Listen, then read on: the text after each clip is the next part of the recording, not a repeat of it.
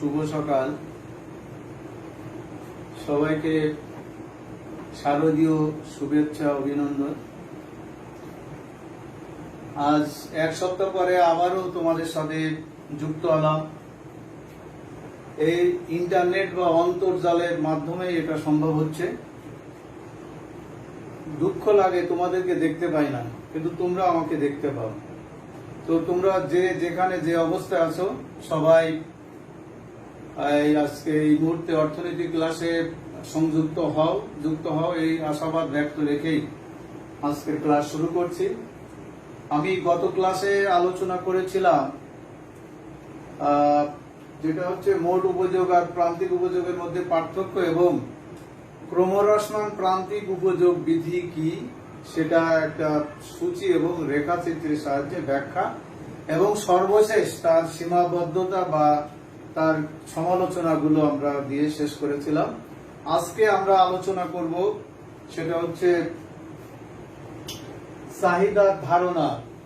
অর্থনীতির অত্যন্ত পরিচিত এবং গুরুত্বপূর্ণ একটা বিষয় এবং বাস্তব জীবনে যেটা অর্থনীতি যারা না পড়ে তাদেরও দরকার হয়, সেটা হচ্ছে চাহিদার ধারণা, কনসেপ্টস অফ ডিমান্ড। চাহিদার ধারণা, চাহিদা কি সেই বিষয়ে আমরা জানার চেষ্টা করব। তারপর হচ্ছে চাহিদা বিধি, ল অফ ডিমান্ড।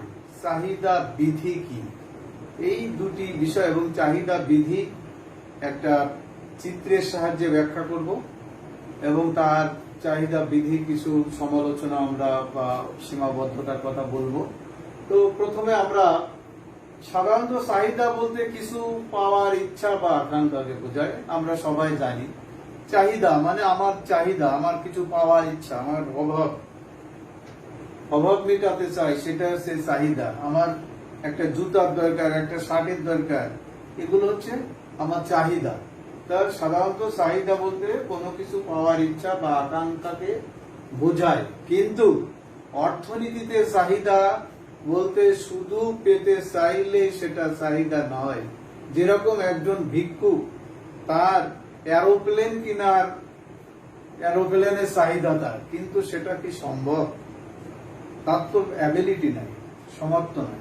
তো সঙ্গত কারণেই অর্থনীতিতে চাহিদা বলতে একটি নির্দিষ্ট সময় নির্দিষ্ট দামে কোনো দ্রব্য পাওয়ার আকাঙ্ক্ষা, সামর্থ্য এবং অর্থ ব্যয় করার ইচ্ছা থাকলে তাকে চাহিদা বলে।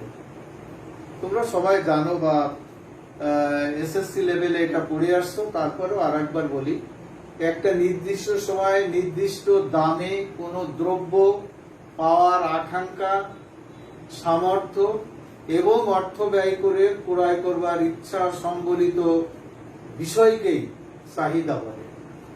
এ ব্যাপারে বিভিন্ন অর্থনীতিবিদ বিভিন্ন সংজ্ঞা দিয়েছেন। সেটা যাওয়ার আগে আমরা একটু বলবো যে চাহিদা তিনটি বৈশিষ্ট্যের উপর ভিত্তি করে এই চাহিদার সংজ্ঞাটা দেওয়া হয়েছে। সেই তিনটি বৈশিষ্ট্য বা উপাদান, একটা হচ্ছে কোন দ্রব্য পাওয়ার আকাঙ্ক্ষা, এক নম্বরে বললাম কোন দ্রব্য পাওয়ার আকাঙ্ক্ষা, এক। দুই হচ্ছে দ্রব্যটি ক্রয় করবার মতো অ্যাবিলিটি বা সামর্থ্য। প্রথমে পাওয়ার আকাঙ্ক্ষা, তারপরে দ্রব্যটি ক্রয় করবার মতো অ্যাবিলিটি বা সামর্থ্য, তারপরে তিন নম্বরে হচ্ছে প্রয়োজনীয় অর্থ ব্যয় করে দ্রব্যটি ক্রয় করবার ইচ্ছা বা মন মানসিকতা। অনেকের সামর্থ্য আছে কিন্তু ইচ্ছা নাই। কৃপণ ব্যক্তিরা, কুঞ্জুট ব্যক্তিরা, তারা অর্থ খরচ করতে, বেশি অর্থ খরচ করতে, তার অনেক আছে কিন্তু খরচ করতে চায় না। তো সঙ্গত কারণেই তিনটি বৈশিষ্ট্যের কথা। প্রথম বৈশিষ্ট্য বললাম কোন দ্রব্য পাওয়ার আকাঙ্ক্ষা, দ্রব্যটি ক্রয় করবার মতো সামর্থ্য বা অ্যাবিলিটি, এবং ওই প্রয়োজনীয় অর্থ ব্যয় করে দ্রব্যটি ক্রয় করবার ইচ্ছা বা মন মানসিকতা। এই তিনটি বিষয় সম্বলিত, সেটাকে আবার বলা হয় কার্যকরী চাহিদা। চাহিদা পূর্ণাঙ্গ একটা সংজ্ঞা। তো আমরা এই ব্যাপারে অর্থনীতিবিদরা কে কি বলছে সেই বিষয়ে আমরা একটু আলোকপাত করেই তারপরে আমরা চাহিদা বিধি কি সেখানে যাব। তো অর্থনীতিবিদদের মধ্যে প্রথমে আমি বলবো অধ্যাপক পেনশন।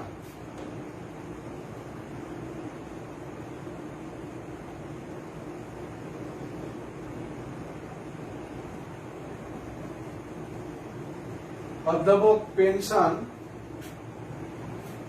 একজন অর্থনীতিবিদ। অধ্যাপক পেনশন বলছে যে কোনো দ্রব্য পাওয়ার আকাঙ্ক্ষার পশ্চাতে অর্থ ব্যয় করার সামর্থ্য, অর্থ ব্যয় করার ইচ্ছা থাকলে তাকে চাহিদা বলে। আগে যে সংজ্ঞা বলেছি প্রায় একই ধরনের। এটা কোটেশন দিয়ে লিখতে হবে এবং লিখতে হবে অধ্যাপক পেনশন বলেন কোন দ্রব্য পাওয়ার আকাঙ্ক্ষার পশ্চাতে অর্থ ব্যয় করার সামর্থ্য ও অর্থ ব্যয় করার ইচ্ছা থাকলে তাকে চাহিদা বলে। আমরা এরপরে অর্থনীতিবিদ বেনহাম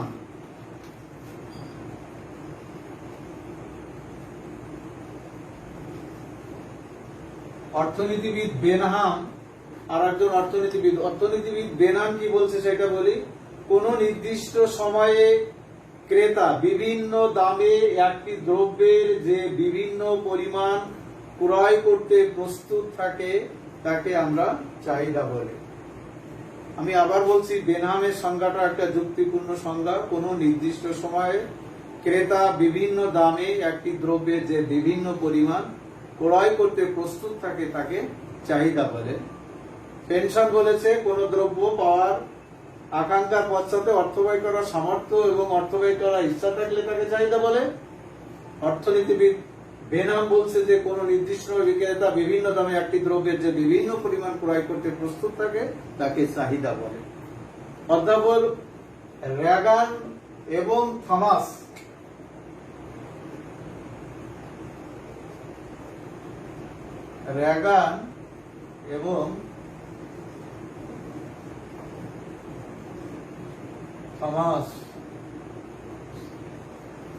আর একজন অর্থনীতিবিদ, উনি বলছেন যে চাহিদার পরিমাণ হলো সেই পরিমাণ দ্রব্য যা ভোক্তা নির্দিষ্ট দামে ক্রয় করতে ইচ্ছুক।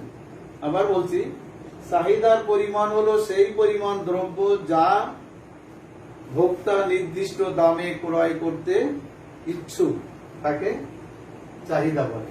আমরা 2 বা 3 অর্থনীতিবিদের সংজ্ঞা বললাম। এখন এই চাহিদা প্রকারভেদ আছে, আমরা পরবর্তীতে এটা ডিটেলস পড়বো। এখন শুধু জেনে রাখি যে চাহিদা প্রকারভেদের মধ্যে 1 নম্বরে বলবো যেটা দাম চাহিদা, 2 নম্বরে বলবো আয় চাহিদা, 3 নম্বরে বলবো আড়াআড়ি চাহিদা, 4 নম্বরে বলবো প্রত্যক্ষ পরোক্ষ চাহিদা, এরপরে 5 নম্বরে বলবো যে যুক্ত চাহিদা এবং 6 নম্বরে বিকল্প চাহিদা। আমরা এগুলো এই মুহূর্তে ব্যাখ্যায় যাচ্ছি না। আমাদের এখনকার যে আলোচ্য বিষয় সেটা হচ্ছে চাহিদা বিধি কি এবং সেটা রেখাচিত্রে একটা সূচি এবং রেখার সাহায্যে ব্যাখ্যা। সেটা হচ্ছে চাহিদা বিধি, এটা ইংরেজিতে বলে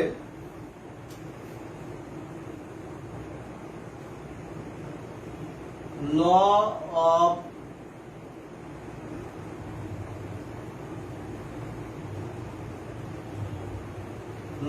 ডিমান্ড। চাহিদা বিধি, ল অফ ডিমান্ড। চাহিদা বিধি কি? ল মানে নিয়ম বা বিধি। চাহিদা বিধি কি আমাদের প্রথমে এইটা আমরা জানবো, তারপরে সেটা চিত্রের বা সূচি এবং রেখার সাহায্যে সেটা চাহিদা দামের সাথে চাহিদার একটা সম্পর্ক রয়েছে, একটা সম্পর্ক বিদ্যমান। সেটা কি?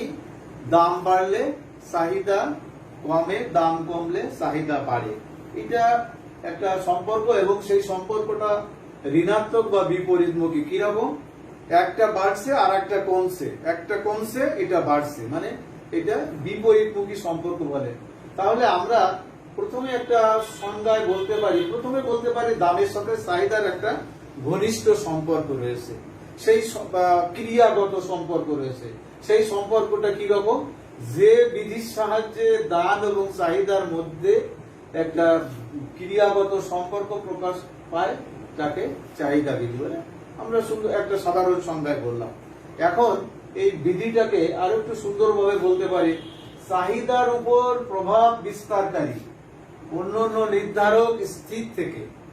চাহিদার উপরে অনেকগুলো বিষয় প্রভাব বিস্তার করে, আমরা সেটা চাহিদা নির্ধারক যখন পড়াবো সেখানে বলবো।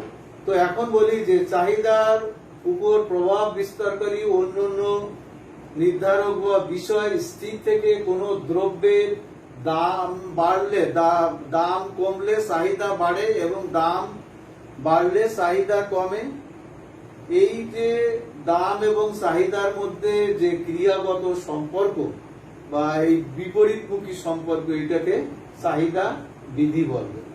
এখন এই ব্যাপারে বিভিন্ন অর্থনীতিবিদ বিভিন্ন সংজ্ঞা দিয়েছে। আমরা একজন অর্থনীতিবিদের সংজ্ঞা দেওয়ার চেষ্টা করি, সেটা একজন বড় অর্থনীতিবিদ আলফ্রেড মার্শাল। যে বিধির সাহায্যে দাম এবং চাহিদার পরিমাণের মধ্যে বিপরীত সম্পর্ক প্রকাশ পায় তাকে চাহিদা বিধি বলে। আমি আবার বলছি, আলফ্রেড মার্শাল বলেছে যে বিধির সাহায্যে দাম এবং চাহিদার পরিমাণের মধ্যে বিপরীত সম্পর্ক প্রকাশ পায় তাকে চাহিদা বিধি বলে। অধ্যাপক ডমিনিক সালভেটার, এটা আমরা আগে এই অর্থনীতিবিদের নাম বলছিলাম, ডমিনিক সালভেটার, উনি বলছেন চাহিদা বিধি হলো দাম এবং চাহিদার মধ্যে বিপরীত সম্পর্ক যা চাহিদা রেখার ঋণাত্মক ঢাল দ্বারা প্রকাশ পায়। সেটা আমরা পরে দেখাবো কিভাবে প্রকাশ পায়। এখন আমরা এই চাহিদা বিধি একটা চিত্র দিয়ে দেখাবো। চিত্র দিতে গেলে আমরা এখানেও এই বিষয়ে কিছু অনুমিত শর্তের কথা বলবো। সেই অনুমিত শর্তের ভিতরে আমরা 1 নম্বরে এরকম বলতে পারি 1 2 3 4 5 এরকম কিছু ওই একই ধরনের পয়েন্ট আগের ক্লাসে আমরা যেটা আলোচনা করেছিলাম যে সম্পর্কিত দ্রব্যের দাম স্থির, ভোক্তার আয় স্থির। সম্পর্কিত দ্রব্য মানে পরিবর্তক বা পরিপূরক দ্রব্য, তার সাথে যে রিলেটেড অন্যান্য দ্রব্য, তার দাম স্থির থাকতে হবে, তাহলেই এই চাহিদা বিধিটি কার্যকর হবে। তারপরে বলছিলাম আয়, ভোক্তার আয় স্থির।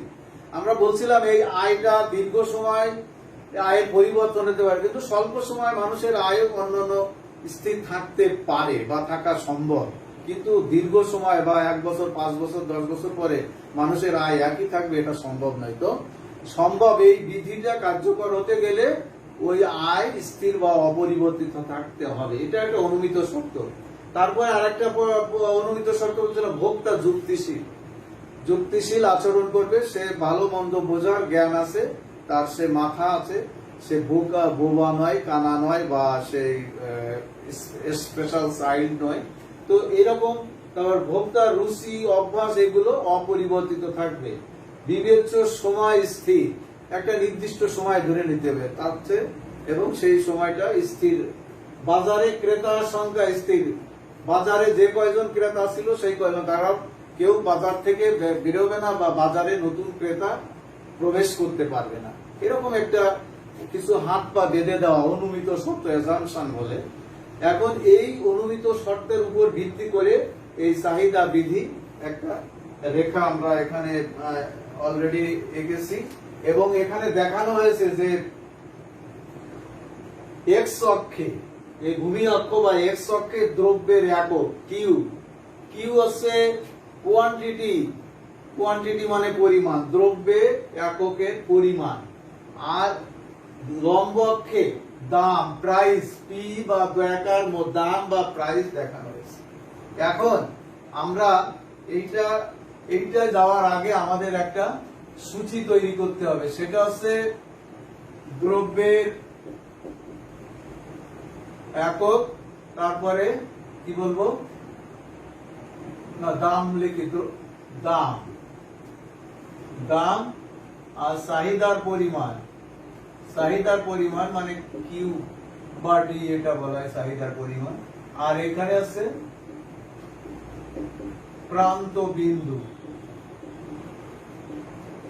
এরকম একটা ছক আমরা তৈরি করব, সেই ছকে দ্রব্যের দাম, তারপরে চাহিদা, তারপরে সেটা আমরা দ্রব্যের দাম আমরা এরকম দেখাতে পারি যে দ্রব্যের দাম, দাম এইদিকে 1 2 3 4, 1 2 3 4। দ্রব্যের দাম যখন 1 টাকা, চাহিদার পরিমাণ, চাহিদার পরিমাণ তখন 16। দাম যখন 2 টাকা, চাহিদার পরিমাণ 12। দাম যখন 3 টাকা, চাহিদার পরিমাণ 8। দাম যখন 4, তখন চাহিদার পরিমাণ 4। এটা থেকে আমাদের যে চাহিদা বিধির যে সংজ্ঞা, চাহিদা বিধি কাকে বলে, এই প্রসঙ্গে বলছিলাম যে দাম বাড়লে চাহিদা কমে, দাম কমলে চাহিদা বাড়ে। উল্টো দিক দিয়ে, দাম যখন 4 টাকা তখন চাহিদা 4 একক, দাম কমে 3 টাকা হলো, চাহিদা বৃদ্ধি পেয়ে 8 একক হয়েছে। তো আমরা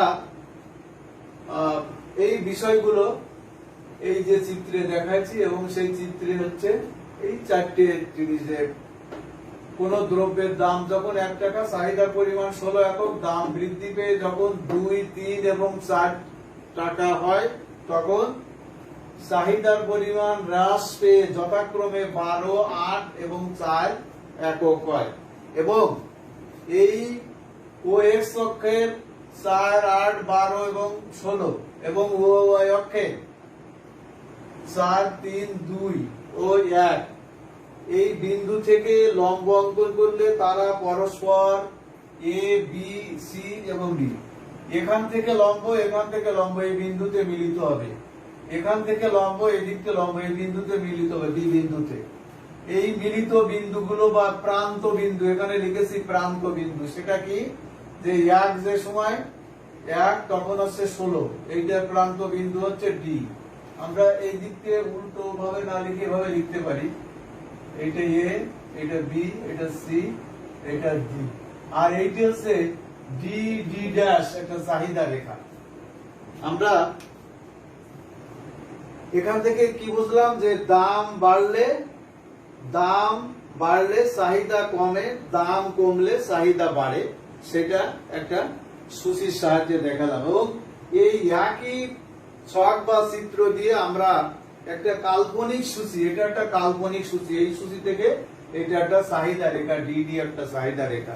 তো একটা কাল্পনিক সূচি থেকে আমরা ইচ্ছা মতো ধরে নিছি, এখানে আমি অন্য সংখ্যা লিখতে পারতাম। এখানে দেখা যাচ্ছে দ্রব্যের দাম যখন 10 টাকা তখন চাহিদা হচ্ছে 20 একক, দাম বৃদ্ধি পেয়ে 2 হলো, তখন চাহিদা হ্রাস পেয়ে 20 হলো, তখন চাহিদা হ্রাস পেয়ে 16 হলো, দাম আরো বৃদ্ধি পেয়ে যখন 24, তখন দাম বাড়লে চাহিদা আরো কমে গেছে, এখন দাম আরো বৃদ্ধি পেয়ে 30 টাকা হয়েছে, তখন চাহিদা কমে 10 বা 8 হয়েছে। তাহলে দামের সাথে চাহিদার যে সম্পর্ক, সেটা ঋণাত্মক বা বিপরীতমুখী। এবং এখান থেকে আমরা এই A, B, C এবং D এই বিন্দুগুলো যোগ করলে D, D বা D, D ড্যাশ একটা চাহিদা রেখা পেলাম। সেই চাহিদা রেখাটা বাম থেকে ডান দিকে নিম্নগামী, এবং দামের সাথে চাহিদার যে সম্পর্ক রয়েছে সেটা ঋণাত্মক বা বিপরীতমুখী। এখন শেষ করব 1 মিনিটে, সেটা হচ্ছে এই চাহিদা বিধির কিছু ব্যতিক্রম বা সীমাবদ্ধতা আছে। সেই চাহিদা বিধির ব্যতিক্রম গুলোর মধ্যে আয়ের পরিবর্তন যদি হয়, তাহলে চাহিদা বিধিটি কার্যকর হবে না। অভ্যাস বা রুচির পরিবর্তন হলে, আমরা বলছিলাম অন্যান্য বিষয় স্থির, সেই অন্যান্য বিষয়ের ভিতরে অভ্যাস বা রুচির কথা আছে। তাহলে অভ্যাস বা রুচির যদি পরিবর্তন হয়, তাহলে এই বিধিটি কার্যকর হবে না। অবস্থাগত কারণে এই বিধিটি কার্যকর হয় না। দাম বৃদ্ধির আশঙ্কা আছে, যে আজকে যে জিনিসের দাম কালকের থেকে বেড়ে গেছে, আগামীকাল আরো বাড়তে পারে, এরকম আশঙ্কা থাকলে সেই সময় এই বিধিটি কার্যকর হবে না। ভোক্তার অজ্ঞতা, যদি ভোক্তা দ্রব্য সম্পর্কে তার ধারণা না থাকে, ভালো মন্দ বিচারবোধ না থাকে, তাহলে এই বিধিটি কার্যকর হবে না। বাহ্য আড়ম্বরপূর্ণ দ্রব্যের ক্ষেত্রে বিধিটি কার্যকর হয় না, গিফেন দ্রব্যের ক্ষেত্রে বিধিটি কার্যকর হয় না, বিকল্প দ্রব্যের ক্ষেত্রে বিধিটি কার্যকর হয় না। তো আমরা এরকম কতগুলো পয়েন্ট দিতে পারি। আমরা শেষ করব। আগামী ক্লাসে আমরা এই চাহিদা, কাল্পনিক চাহিদা সূচি থেকে চাহিদা রেখা অঙ্কন, এবং সেখান থেকে চাহিদা সূচি এবং চাহিদা রেখা কাকে বলে, এবং চাহিদা রেখা কেন নিম্নগামী হয়, সেই বিষয়টা আমরা আলোচনা করার চেষ্টা করব। Thank you very much. No more today.